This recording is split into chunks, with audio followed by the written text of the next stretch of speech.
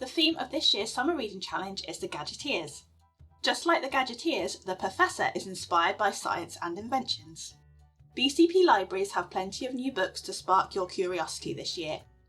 Read 6 books throughout the summer holidays to receive your certificate and medal. We also have lots of activities in our libraries, including crafts. Additionally, you can join the Purr-fessor on our YouTube channel throughout August for some science-based activities. You can either pick up your craft bag from Bournemouth Library or download it from the link in the video description. So let's get started on this week's craft. Hello everyone and welcome to Crafts with the Purr-fessor. Today he's going to show us how to make this Brainy board game. So let's get started.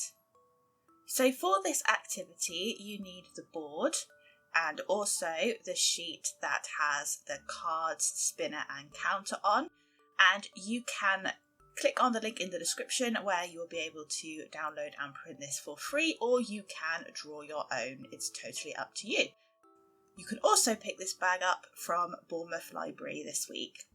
So first of all, I am colouring in the board, and the board is like a piece of DNA that you have to go all the way down and answer questions. So I'm just using my colouring pencils, but you can do whatever you like. You can use crayons, you can use felt tip pens, and you can either design your own board or print this one. So here is the Purr-fessor down here in his lab, and I'm just colouring him in. And once you have coloured in your board, you will maybe have something like this. And what I am going to do, this is optional, I am going to cut it out around the line very carefully with scissors, and just make sure you've got a responsible grown-up with you to help you here.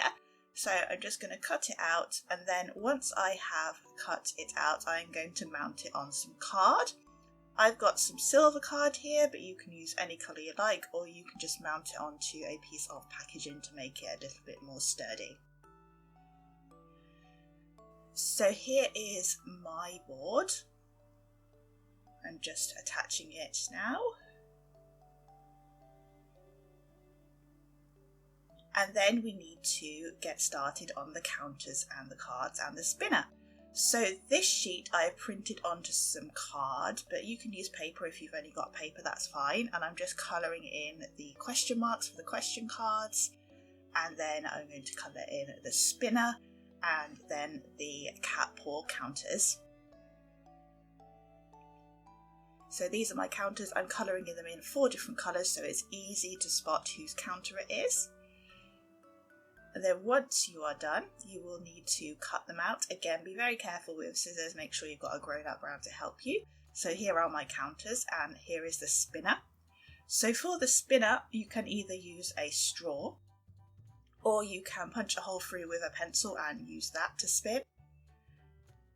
So you spin the spinner like this.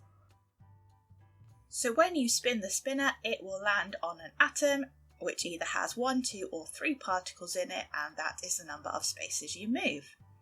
So now I'm just writing out my question cards. You can write whatever questions you like. Maybe you've read some interesting books this summer about science and you want to use questions from those, or you've got some homework that you want to do and you can use that to write your questions. It's totally up to you. My question here is, what planet is closest to the sun? And I'm also writing the answer on as well, which is Mercury. And for my next question, I put, what organ pumps blood around the body? And that is the heart. And this one is to recite your 6 times tables. So when you are done, you can put the question cards on the pile on the board and then use the spinner. And the Purr-fessor is going to demonstrate a turn for us. So spin the spinner, and it's landed on 1. So he's moved his counter 1 and he lands on a question card, and now he has to answer the question.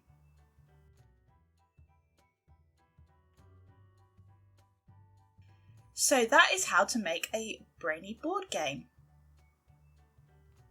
So that is all for this video, but there are 3 other videos with the Purr-fessor which are linked below, where you can make some creative code breaking, some brilliant balancing, and some mechanical makes. And don't forget to visit your local library to either join up or tell us all about your books for the Summer Reading Challenge.